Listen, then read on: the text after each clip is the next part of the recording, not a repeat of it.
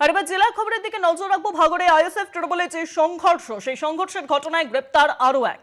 গ্রেপ্তার আইএসএফ নেতা আহিদুল ইসলাম। উত্তর কাশীপুর থানার পুলিশের হাতে গ্রেপ্তার। রবিবার গ্রেপ্তার হন তৃণমূল নেতা রাকেশ মোল্লা।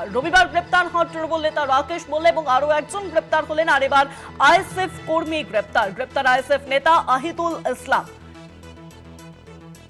উত্তর কাশীপুর থানার পুলিশের হাতে গ্রেপ্তার। ভাগড়ে আইএসএফ এবং তৃণমূল কংগ্রেসের মধ্যে যে সংঘর্ষ, সেই সংঘর্ষে গ্রেপ্তার আরো এক। ২৬ বিধানসভা নির্বাচনের আগে উত্তপ্ত হচ্ছে বাংলার রাজনীতি। ভাগড়ে আইএসএফ এবং তৃণমূল কংগ্রেসের মধ্যে সংঘর্ষ, এবং সেই সংঘর্ষের ঘটনা ইতিমধ্যেই গতকাল এক তৃণমূল কর্মী তিনি গ্রেপ্তার হন এবং আজ আইএসএফ নেতা গ্রেপ্তার। আর বিস্তারিত জানাবেন এই বিষয়ে ফোন লাইনের সঙ্গে রয়েছেন প্রতিনিধি জাহাঙ্গীর হোসেন। জাহাঙ্গীর, আইএসএফ এবং তৃণমূলের মধ্যে সংঘর্ষ হয়, যেখানে দুই পক্ষের একাধিক ব্যক্তি আহত হয় এবং এই ঘটনার পর কালকেই কিন্তু ওই এলাকা থেকে তৃণমূল নেতা রাকেশকে গ্রেপ্তার করে।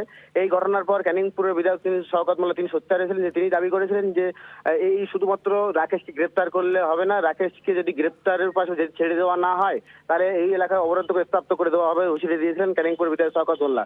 সেই ঘটনার পরিপ্রেক্ষিতে গতকাল রাতে উত্তর কাশীপুর থানার পুলিশ আইএসএফ নেতা ওহিদুল ইসলামকে গ্রেপ্তার করে, যিনি কিনা ভাঙড় ২ পঞ্চায়েত সমিতির মেম্বার। সেই ওহিদুল ইসলামকে গ্রেপ্তার করে আজ তাকে বারাইপুর কোর্টে তোলা হচ্ছে। তবে এই যে ভাঙড়ে নতুন করে আইএসএফ এবং তৃণমূলের মধ্যে সংঘর্ষ, সেই ঘটনায় নতুন করে উত্তপ্ত হয়। আর এই ঘটনায় প্রথমে তৃণমূল নেতা রাকেশকে গ্রেপ্তার করে এবং আজকেই ওই এলাকা থেকে তৃণমূল আইএসএফ নেতা ওহিদুল ইসলামকে গ্রেপ্তার করে। শুভাঙ্কি, অনেক ধন্যবাদ জাহাঙ্গীর। ফোন লাইনের সঙ্গে ছিলেন প্রতিনিধি জাহাঙ্গীর হোসেন।